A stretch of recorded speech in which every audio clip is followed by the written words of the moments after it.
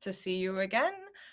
Today we are joined by the usual suspects. We've got Rosanna, Anita, and Scott. Good Today we will morning. be discussing quite an exciting development that broke last night that gave me all the hope in the world, and hopefully it's breaking news to all of you, is that the AFL-CIO has officially come out in favor of a ceasefire in Gaza, which is just incredible. I wanted to get the Oh reaction. my God. To get the That reaction. is What an exciting amazing. time to be Awesome. alive, That's right? I mean, when it's was the gonna last be a time? good day. I know, right? When was the last time that the AFL-CIO actually took a position to the left of the Democratic Party on international issues? Does anyone know? It's like Not living memory. I And, was th- and looking. then, yeah, Go ahead, Scott. no, this is just, it shows the depth of the movement that's underway, the rearranging, the shifting of the ground of struggle. It's really incredible. And I I've been in the party for 13 years now. I would have never, when I first joined, like thought that seeing the AFL-CIO doing this, it's wonderful. Yeah. Great. Yeah, Well, what is as this? Oh, go ahead, Rosanna. Sorry. I think as Marxists, we should know that developments happen. It takes time sometimes. Sometimes it takes these leaps, but definitely, we know that the working class, as it comes to its own and becomes more conscious, and the contradictions become sharper, it's going to happen. So I'm really glad that it has.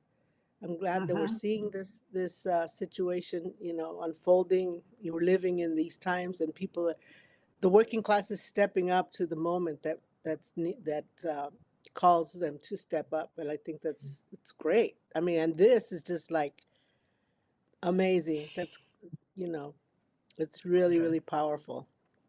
I'm over the moon about it. Anita, do you think that this means that Biden's going to have to call for a ceasefire soon? I saw him on his We, press conference last night, and it was a mess. But he did say that they had gone over the top about it, which I think is a pretty strange uh, term to use about genocide. But again, it is movement in the right direction.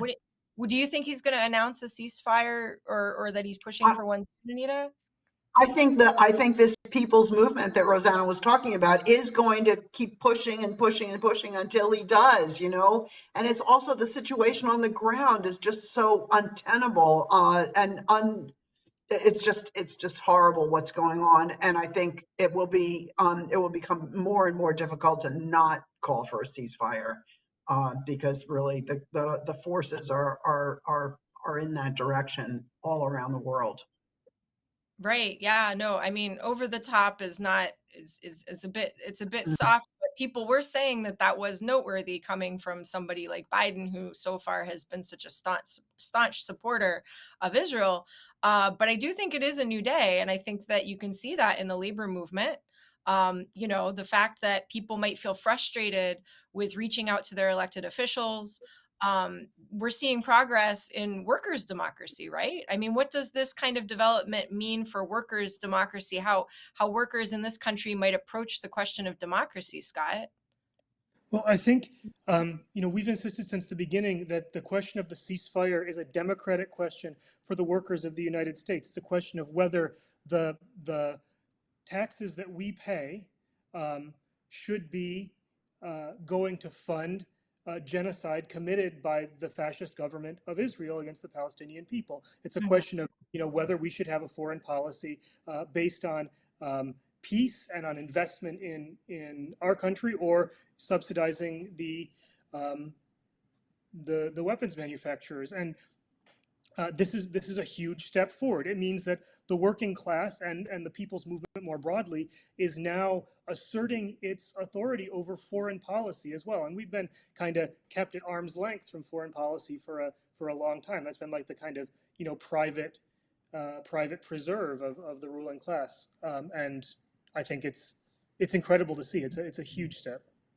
Yeah, I mean, it seems as though labor is increasingly becoming a more and more viable, although from our perspective, it's always been the most viable vehicle for the working class to assert itself politically. But yeah, hopefully Biden gets the message, because things are not looking too good in places like Michigan. So, anyway, so I just wanted to break that story at the beginning because that was sort of a last minute addition to our show because this happened so late last night. But on the schedule today, we're also going to talk about this question: are the Grammys racist?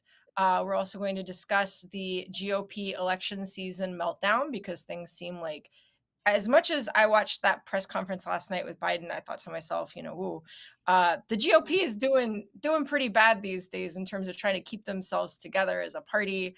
Then we're also going to touch on the labor fight back update, and then we will get to our mailbag questions. So let's start off with the Grammys. I did not watch the Grammys, but I did do a little bit of research in preparation for the show because our working class watches the Grammys, and so we should also be able to talk to workers about the Grammys. And I noticed that since 1957, when the Grammys started, only 11 Black artists have received Album of the Year, which seemed a little bit off to me. Most of the African Americans who won Grammys, they were sort of relegated to the R&B and the rap section, which, by the way, wasn't always a category for the Grammys. And I guess Jay-Z got up at the podium to accept his award and decided to, do the good husband thing and call out the Grammys for not recognizing that his wife, Beyonce, who is arguably the most popular living singer in the United States today, has never won, Best Album of the Year. So what are your opinions, panelists? Are the Grammys racist, Rosanna? Is there anything different about the Grammys than any other kind of like pop culture award show when it has its approach to, the question of race? Well, it's clearly racist. I mean, I don't know who votes for these things, but it's clearly not a good representation of our class and our the people that live here and the contributions that all artists make. Clearly not. I agree that it's very one-sided, and it stems from not seeing people of color as equals and not seeing their equal contribution to the music industry. So yes, I would say overall, yes, it is. Right. And maybe not intentional. Who Hmm. knows? I don't want to just, say it's intentional, but it is nonetheless. Right. Well, I mean, Anita, I feel, from my perspective, all of the great musical artists that I can think of off the top of my head, and maybe I'm just biased because of the type of music that I listen to, that have come from the Mhm. United States, has been African American driven. People don't even understand that stuff like trance music and house music, that this came from like African American communities. Um, why do you think that these genres of music might be so underrepresented when it comes to this like awards show, them saying this is what American music looks like? Why is it that, from my opinion anyway, and of course, like musical taste is subjective, all the best musicians have basically been African American from this country. So why is there this disconnect, do you think? I don't know, Taryn, but I think you're absolutely right. The real creative spark and the originality of music in the United States and in the Americas in general has been this fusion between African roots music and other developments in music. So I mean, arguably, jazz is the only real American art form that was totally from the United States. So it's not surprising to me, but there's always this tension between the creativity and human artistic expression. People want to make music, and they make music based on the materials that they have coming down generations to them. And then, the tension is between that creativity and capitalist industry on the other hand. Capitalism is there is a culture industry in this country that most of our musical consumption is mediated by these industry um, players, very monopolistic actually when it comes to music. I guess BMI and ASCAP and all of those organizations really keep a control over what we can hear. So I think there is that tension, and the Grammys really reflect the latter. They reflect the music industry, the culture industry, and what it's important to it, not what's important to real originality and human expression. Mhm. Yeah, no, I mean, so Scott, as a Marxist, some people might say, the way to fix this is to make the Grammys less racist. But is this just a reflection of like the racism in American society more generally as it's reflected? Like, how would we agitate to try and make this situation a little bit more equitable, understanding, is it a chicken or the egg kind of problem? Well, I mean, I think, Rosanna and Anita are both right. This is, it is deeply racist, and it's racist because of the way the culture industry is set up. And especially Black artists are kind of forced into these, categories of rap or R&B, and it's set up to like commodify and package the output of artists for the profit of corporations. To fix it, I think we should look at, there's this accusation has been made rightly against the Oscars as well for a long time, and there's been a lot of activity there, pushing for, demanding better representation of Black artists, but also other or Black actors and also other actors of color in films on the awards podium. There's an attention to the idea that you can't, for example, have movies about um, you know Chinese Americans without bringing forth the contributions of Mhm, um, you know Asian American actors, Chinese American actors, like mhm, and these struggles are happening in music too. So it is about calling out the Grammys for being racist on the mhm, one hand. And it's also about pushing for, kind of along the lines of what Anita said, um, a restructuring of the way culture is produced and the way it's funded. Like we shouldn't depend on these for-profit corporations to um, have access to the beautiful, vibrant, diverse culture of the peoples of the United States. Like this is, it needs a bigger change as well, I'd say. right. Well, I'm just thinking about what Rosanna was saying about, the theory of change about how, and this was for the AFL-CIO piece, but of course it also applies to this too. In 1989, Will Smith, who I, can't think of many pop culture icons who are more popular than Will Smith, and his musical partner DJ Jazzy Jeff actually boycotted the Grammys because there was no rap category. And now you can see in the year 2024, Jay Z, definitely one of the most powerful and wealthiest and popular African American artists in the United States, is able to stand up at the podium and basically take the Grammys to task for this from the podium. Not like he's the first one to do it, but do you see that as progress, Rosanna? Or do you see it as sort of like people are still banging their head against the wall when it comes to this question? I don't know if I would use the word progress because progress means that it's for well, to me it means, that it's almost solved. Hmm. So I would say that it's a step forward, that he's able to even have a voice to and the mic, given the mic to say something about it. Uh, but I think it's still, some ways to go. But it's a step forward in my opinion. Hmm. What other things, just to the panelists, if anyone has any ideas right now, what other things do you think could help address the inequities in the music industry? Step forwards maybe between now and when we have socialism.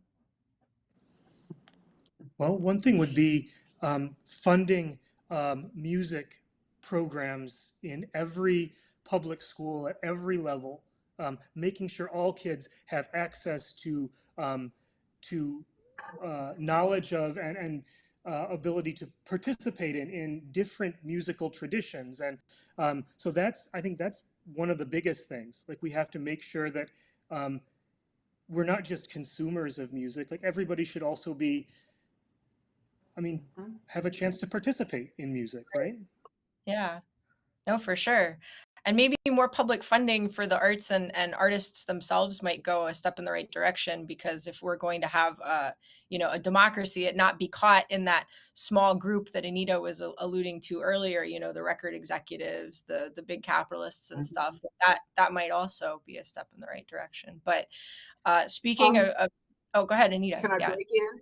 I just No, go wanted to say, look at the industry, look at the film production in Cuba after the revolution. It was just amazingly, mind-blowingly good, ahead. great things, and it was all public funding basically, and that's the kind of thing we need in all the cultural forms. For sure. Yeah. Because it's the thing that really sucks about capitalism. I mean, there's a lot of stuff that really sucks about capitalism, but is that it sort of limits the creative potential of our class and of our species. And so, breaking free from the chains of profit would definitely be, I guess that would probably be progress, to break free from those chains. Anyway, but so let's move on the agenda. The next topic that we have is we're going to be talking about the Republican Party and its continued meltdown in the 2024 election season. I noticed that in Nevada, they had a primary for the Republican nominee for president, and nobody won. That actually the person who got the most votes on the ballot was nobody on the ballot. That was an actual choice that people filled out, and that was because Mhm. Donald Trump wasn't on the ballot. So Nikki Haley lost to nobody, which is kind of strange. Then we also have the Republican Party was trying to impeach the DHS minister, that's not the proper term, but the head of the Department of Homeland Mhm. Security, because of the southern border, and they failed to do that. They also were holding up this defense spending, not really defense spending, because of border spending or immigration or something. And so then the Democrats decided to roll over on it and let the Republicans have more of a say when it came to immigration policy, but they still couldn't pass that.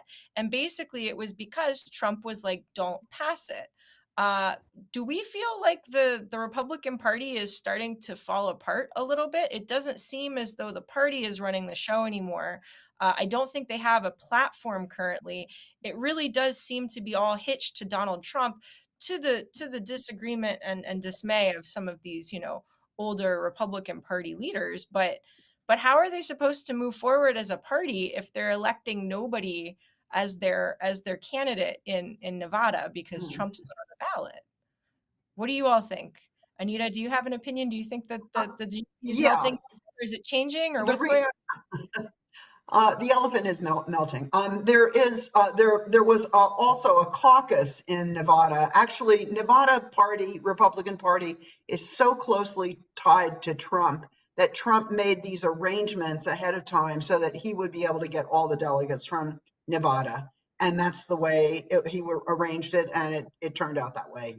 So there are, it does seem like half of the GOP or more than half, is just doing anything that Donald Trump wants them to do. Even when they go before the press and say we're only, backing down on our demand for a border bill because Trump told us to, because he doesn't want Biden to have a win. And Chuck Grassley, from a senator from somewhere, Iowa, said the same thing. He just came right out and said we're not for it because Donald Trump told us not to be for it. So that's really, they're really showing their work in a really bad way. And I think, I'm seeing disorder and disarray in the Republican Party at every level in states like Florida and Ohio. Um, but I think it's a question of the Republicans know that they don't have programs that people want to vote for. So they have a lot of they're having a lot of trouble trying to figure out how they're going to stay in power if they really are not popular and can't win popular elections. So I think this is really just grasping at whatever hope that they have. So it's a really dangerous situation though, For because they sure. are in Right. power Yeah. I in a mean, lot of well, for places. sure. You know, but Rosanna, the Republicans haven't really had any significant victories at the ballot box since 2016. And even 2016, we have to keep reminding ourselves and each other that Trump did not win the popular vote, right? So 2016 was almost under the wire there, you know, backdoored in with the racist and outdated and miserable electoral college. But they keep on losing elections, right? And so why is this happening? How have they not turned this around yet? Like I mean, you would think that as a political party, your job would be to win elections. Do you think that Republicans are even concerned about winning elections anymore? Well, they're they're concerned about winning power. However they can do it. I think that's their goal. No matter it doesn't matter what they do. We had Trump on Spanish language TV, giving praise to Mexicans coming from the border and all of those kinds of things, without any mention of how he started his first campaign. And they allowed him to do that. So the media is very, very powerful into making us think that he's so popular and that he's the people's president and all of these kinds of things. But when you look at the numbers, you can clearly see that it's not. The problem is that people don't go out to vote and voice their opinion, in at the ballot box. If we did that, if all of us did that, even though we hate Trump, and we've been fooled into thinking that our vote doesn't count, or that there's no point in voting. There is a point in voting. Trump is very dangerous, and that's not just Trump. It's everybody that's behind him. The fascist elements are very much telling us exactly what they're going to do when Trump and when in if Trump gets elected. We have to be very mindful of that. So we can't be allowed to be fooled by the media, because the media is very strong in making us think that Trump's a shoo-in and that he's going to do it and all of that. But we have the forces, we have the numbers. We just have to go out there and voice our opinion through the ballot box. Yeah, for sure. I mean, because so far that's been the most successful tactic that we've had against Trumpism is by, getting him out of office and then not electing his wild acolytes. But Scott, so I remember when I think it was like Hillary Clinton and Nancy Pelosi and a couple other of these big DNC leaders, they were wringing their hands ever since Trump kind of came on the scene, and they said, "Oh, what we really need is uh, we need a healthy Republican Party, right? Like we want the Republican Party to go back to how they used to be because that's better for democracy. We want the Republican Party to be, strong and cohesive and a real political party again because we feel like that would be good for the country." And I kind of was like, well, wait a minute. I don't want the Republicans to win, and I don't want the fascist right to get any more power. So where are they coming from with that, do you think? Like, do you think that it's a step in the right direction to have a healthy GOP party? Like, what's going on here? I mean, in the absolute, maybe like, uh, would I prefer like you know, the Rockefeller Republican Party of the whatever, 50s to the current one? Maybe. I don't know. But yeah, no, I think that it's pretty transparent for me, those demands about, oh, we need to like save the Republican Party from Trump. No, there's no saving it. Mhm. Um, right. So what we're seeing is not, I don't think it's a meltdown of the Republican Party. I think it's a molting. I think the Republican Party is like a snake shedding its skin, to crawl out in a new one. It's shedding kind of the attributes of a political party in a democracy, and it's emerging as what it actually is, which is a fascist movement, headed by the most reactionary, most brutal section of the ruling class, or with a mass base. organized, and it's not concerned especially about winning elections because it knows it can't win and hold power in any kind of a democratic system. So I kind of think that's what's happening. This fantasy among the liberal wing of the ruling class that the Republican Party can be restored. I think what it really is they are terrified of the people and the working class in particular being able to take political initiative. So they need that kind of they fetishize that kind of bipartisan, right? The alternation, like where everything's you get basically 49 on one side and 49 on the other, and you have a couple of swing votes in the middle that are going to decide everything, because that's how you keep mass movements in check. That's how you keep actual progressive demand supported by millions of people from passing. Right. Yeah, no, I think it's useful when, the Communist Party talks about elections, how we frame elections as being about sort of class forces and less about candidates, right? Like we can look at the Democratic Party and see it as a vehicle for certain forces in society, right? And so we have the African American community generally votes Democrat. We have labor, organized labor generally supports Democrats, right? And that's because when Republicans are in power, they do things quite intentionally to damage and harm those different constituencies. But I think it is worthwhile to think about. I like that. I like that choice of wording, Scott, with the molting. Because it is about like what kinds of class forces are using the Republican Party as a vehicle. And I do think that people are more politically engaged than they were in, say the year 2000, that we do see much more political engagement. And as groups like organized labor and communities of color and young people and LGBTQ people and the working class start to assert themselves politically, I think it makes total sense that you would see the response to that as being an increasingly fascistic GOP, you know? What do you think, Anita? Well, that is a good question. Is when does fascism rear its ugly head? Is it when the progressive forces are gaining some ground?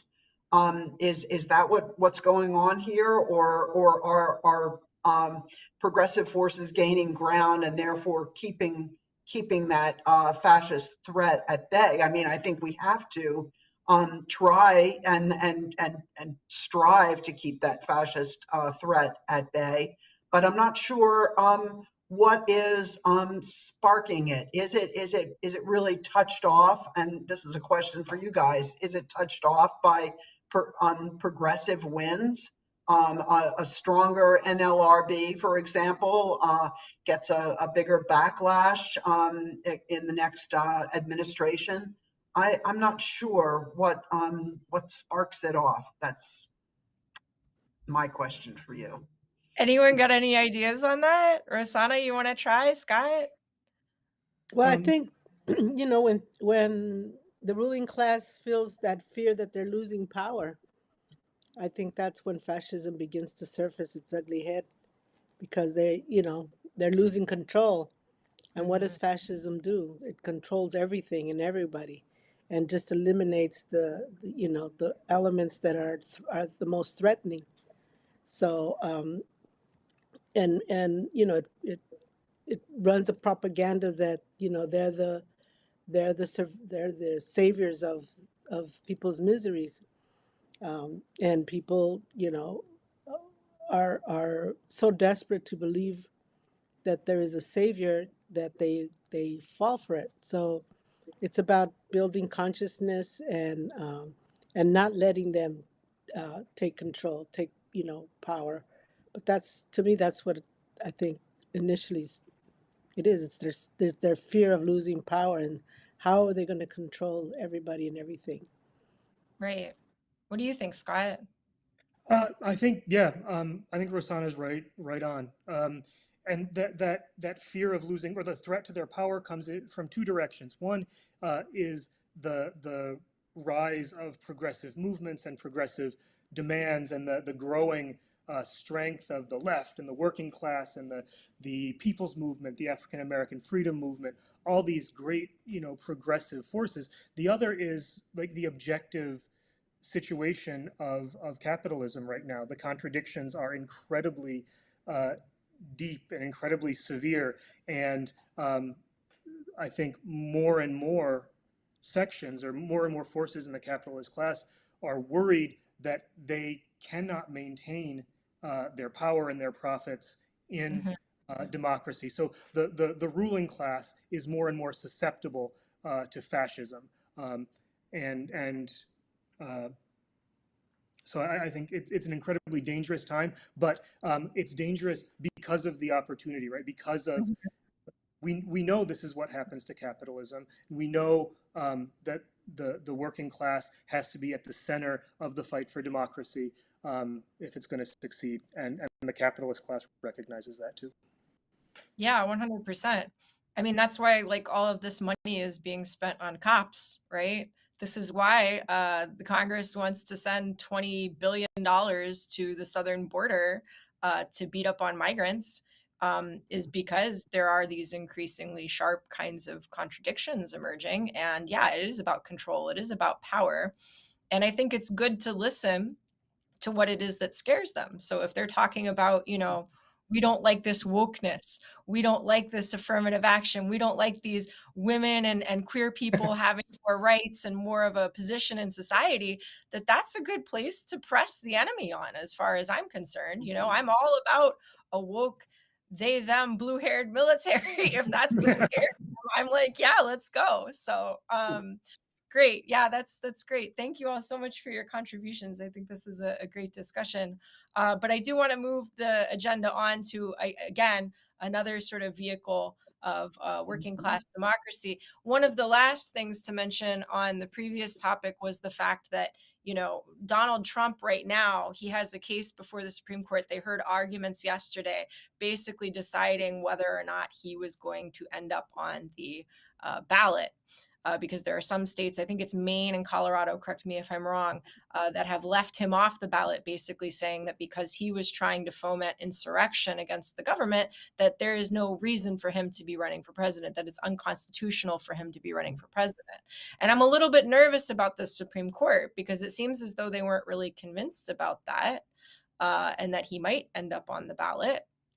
Um, what do you all think? Do you think they're gonna say he can't be on the ballot because of insurrection? I just don't I have, feel like, go I have ahead, a Anita. prediction. My Okay. prediction is, and it's not just me, other people say the same thing, is that they'll rule for Trump in this case. They'll say that Colorado and Maine can't take him off the ballot. But then when it comes to upholding the first district Court of Appeals 57-page finding that Trump is not doesn't have immunity, blanket immunity, as he had argued. I think the Supreme Court will vote against Donald Trump in that case and will uphold the first district court. So I think people have said that the court wants to show how balanced it is, and Mhm. a little bit of what Trump wants, but take away something else that he wants to. And so what would the outcome of that be, you think, practically for the November election? It depends on how quickly the Supreme Court can get to that. If they dilly-dally, as I'm sure some of them want to, then it will push off the date of the trial for the January 6th trial too late. I mean, they can't start the trial in October or something like that. They have to start it, I think, within, outside of 60 days before the election. So it really depends on what the Supreme Court does, whether they take their time about it or whether they move forward. Okay. Yeah, So, no, speaking of scary court decisions coming up, it seems as though Trader Joe's has joined up with Elon Musk's SpaceX to file a case at the Supreme Court, basically arguing that the NLRB is unconstitutional. So I wonder how balanced they would be about that. Uh, does anyone here shop at Trader Joe's as much as I I used do, yes, to? I do. Yeah. Right. No, Love those my frozen entrees. I mean, it's the pop $2, for Jack. they've got the fair trade, you know, organic coffee that I think is probably one of the best prices around, but not anymore. I don't know if I want to shop at an institution that doesn't want me to Mhm. be able to afford to shop there. Do you think that this is gonna do you think that the Supreme Court would actually have enough? I mean, it's so crazy now because it's like I would, you know, they got rid of abortion, they got rid of affirmative action. Mhm. Do we think that the NLRB could be on the chopping block next at the Supreme Court? Scott? It's not out of the question. I mean, they've been really vicious in attacking labor. It looks like we're having a little bit of technical difficulty here, um, but so maybe I'll pass it to back to Taryn. Okay. Anita, do you have any predictions on that one at least? Uh, no, I'm sorry. I was, yeah, I'm having a moment like where I forget who the president of Egypt is and like Joe Biden. So, no, not at this moment. So maybe Rosanna. Yeah, Rosanna, do you think that the NL that sorry that the first of all, it's just wild to me that you'd think the NLRB would be unconstitutional, but do you think the court would have enough like guts to be able to pull that off? They seem so unpopular these days. I don't really know what, I I can't Mhm. really I think a lot of it depends on public pressure. And Trader Joe's appeals to a lot of liberals, a lot of progressive people. They want, the fair trade, they want uh organic stuff. That's who shops at Trader Joe's. So Hmm. that, them aligning themselves with Elon Musk is not going to be a good move in my opinion. And they're going to get a lot of backlash, and because there are a lot of progressives that shop at Trader Joe's. Hmm. So, I think a lot of it will depend on the people's movements, whether they're going to provide that pressure and, maybe provide pressure for Trader Joe's to back out of this thing, as a first step. So that it doesn't even get to the Supreme Court, Mm. and, but, who knows what the Supreme Court, they're just Mhm. crazy. I don't even get it. Right. They Yeah. Go ahead, they Anita. want to overturn the administrative state, and the NLRB would be part of that. So I'm sure that they would. Neil Gorsuch, for example, would love to find the NLRB unconstitutional, just like they're going after the Consumer Protection Bureau and the EPA and the other and the Federal Drug Administration. They're going after all of those agencies in an attempt to decimate the so-called administrative state. So I'm sure they would love to overturn the NLRB, and that shows you why it's so important. I mean, elections. If only Trump hadn't won in 2016, we wouldn't have Neil Gorsuch and Brett Kavanaugh and Amy Coney Barrett on the Supreme Court. We would have progressive judges, justices. So I think this is really one of those cases they'd love to do. They'd love to take it up.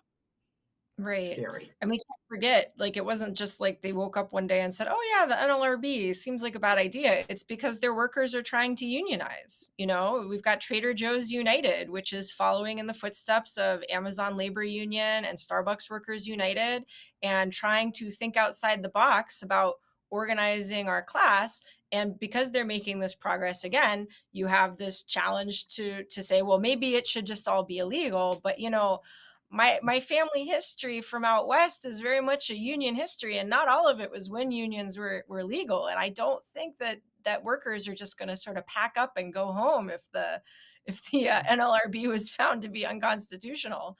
But also, speaking of fight back and thinking outside of the box, as our second part of our labor update, we have the UAW's Southern strategy, I suppose. They have now decided that they will be focusing on the South for their next organizing push. The South being one of the most difficult parts of the country to organize because of the existence of right to work states, which basically are right to be fired at will, right to be treated like garbage on the job, right to not have any kind of worker power. And the UAW is following in the footsteps of other unions, and this is not, I think, their first attempt of trying to unionize a lot of these car factories that exist in the South, basically taking advantage of the low paid labor that exists there, mainly because they are right to work states. This is, again, it's not the first time that this has happened. Scott, do you think anything has changed in the labor environment that might make, Sean Fain think that this is a good idea? We might as well give it another shot in the South?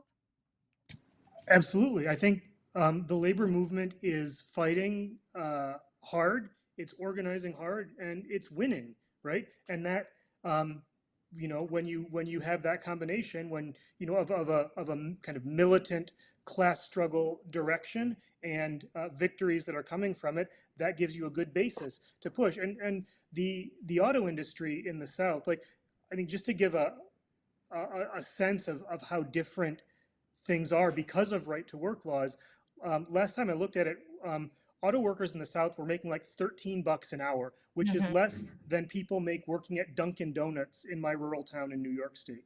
Like, right Right. to work, everybody talks about, oh, the South, so much economic growth, so many job opportunities, whatever. The wages are low, the protections are crap, the working conditions are awful, right? Because of right to work laws that prevent unions from coming in. So this will be a huge victory, not just for auto workers and for the UAW, but for the entire working class, to push back against that system that has turned many states, but particularly states in the South that were formerly states in the Confederacy, slave states, into still pools of cheap, hyper exploitable labor. Yeah, like we used to say down there, organize the South. That's quite a tough nut to crack, right? The South. But I'm assuming that, yes, if they're going to be throwing their efforts back into it, that means that, the labor movement is stronger. I've spoken with people over the last couple weeks who have told me, oh, the labor movement, it's not very strong. Union density is pretty low. Not as many people, as should be, are members of labor unions. But I think when you look at the general sentiment towards labor unions, which is, I think, at an all-time high in this country, people have very positive opinions about labor unions, that it's up to labor to go and sort of seize the moment and deliver on that. And we can already see it happening with stuff like the ceasefire. I mean, this is still just sort of blowing my mind that the AFL-CIO has come out. I mean, this is a body that in the 80s was like, we are all in on Israel when it came to Lebanon, and now it seems as though they're starting to back out of that. So I think that is nothing but a testament to the strength of the labor movement, and also the wonderful promise and potential that it holds, specifically at this moment in time. But let's go ahead. Does anyone else want to comment on this point? Rosanna, Anita? No, Nope. All let's right, move on. on to the mailbag, so it's not another marathon show. We've got an interesting question this Oh, week. Oh, sorry. Everything nothing. good? No, go Okay. on, go on. So we've got a question this week, which is pretty meaty. It says, there is a saying in China that the improvement of productivity can alleviate the basic contradictions of capitalism. Do you agree with this statement? Anita, what do you think about this question? Well, I guess I didn't even uh, I was really focusing on improvement in productivity because this is something I hear in Ohio from steelworkers over and over again. The amazingly, I mean, it's all computed too, so they have numbers to show how much more productive workers are now than they were 30 years ago. And I think we can all agree that the basic contradictions of capitalism are not alleviated in that increase in productivity. And I think if you go back to the German ideology and look at what Marx and Engels said about the forces of production, as the forces of production develop in capitalist society, those contradictions of capitalism become more acute and sharp, and more clear to those people around them. So I don't understand this question in a way, because I mean, when they say this, and the Chinese saying of this, are they talking about the United States? I'm not sure. Who are they talking about? Since I guess, well, I just don't know. But as far as I'm concerned, I think development in the productive forces always means a sharpening of contradictions. Hmm. Yeah, no, it's the saying. There is a saying in China. Like, I'm pretty sure there are a lot of sayings in China, and I'm not really sure from which this emanates. No You know, problem. society it does. But Scott, what do you think about this question? Well, I think there's a couple ways we could approach it. And if we think of the Chinese context in particular, where there was a socialist revolution, but with um, a manufacturing and industrial sector working class that was not developed because of imperialism, was not developed to the level of the capitalist powers. Um, the argument that liberalizing the economy, taking some measures that looked, in effect, capitalist, could, like increasing productivity, could raise the standard of living in in that context, and that may be where it's coming from. And the other Mhm. thing I think we can say is that what makes socialism possible is the increase in productivity of labor. Mhm. Right? You have to reach a certain level of productive capacity before you can, as a society, have the resources to, free people from onerous work, provide, massive public support for things. So, um, and that's another side to it, right? That the increase in productivity can not alleviate the basic contradictions of capitalism, because Anita's right. Like here in the United States, the more productive we get, the poorer and more overworked the working class gets, which is Mhm. the general law of capitalist accumulation. Um, Right. but um, but it does set the stage for moving beyond capitalism, putting the working class in control of that productivity rather than victimizing the working class by that Right. productivity. I Yeah. I think, mean, oh, go ahead, Rosanna. Go ahead.